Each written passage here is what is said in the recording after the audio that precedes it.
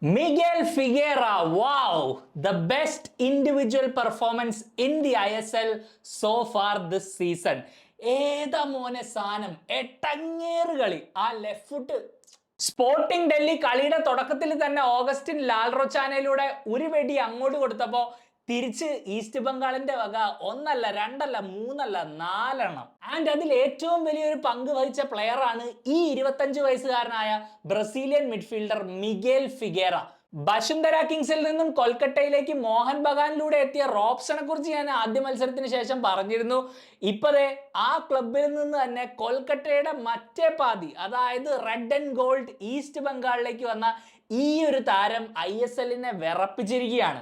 ആ ഒരു പെർഫോമൻസിനെ കുറിച്ച് ഒന്നും പറയാനില്ല. അങ്ങനെ ഒരു പ്ലെയർ നമ്മുടെ ടീമിനെതിരെ കളിക്കുകയാണെങ്കിൽ നമ്മുടെ ടീമിന് ഒരു ചാൻസും ഇല്ല. അതാണ് അൺപ്ലേയബിൾ എന്ന് തന്നെ പറയാം. ഒരു പ്ലെയറിനും ഫിഗേറയുടെ അടുത്ത് എത്താൻ പോലും പറ്റിയിട്ടില്ല.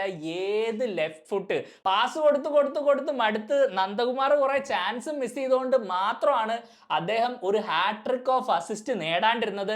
എന്തായാലും കളിയുടെ 95-ാം മിനിറ്റിൽ വളരെ ഡിസർവിംഗ് ആയ ആ ഒരു ഗോളും മിഗേൽ ഫിഗേറ നേടി. ഈ സീസണിൽ ഇത്രയും ത്രില്ലടിപ്പിച്ച ഒരു ഇൻഡിവിജ്വൽ പെർഫോമൻസ് ഉണ്ടായിട്ടില്ലെന്ന് തന്നെയാണ് എനിക്ക് തോന്നുന്നത്. എന്തായാലും ഓരോ മത്സരം കഴിയും തോറും ഈസ്റ്റ് ബംഗാൾ ശക്തി പ്രാപിച്ചു വരികയാണ്.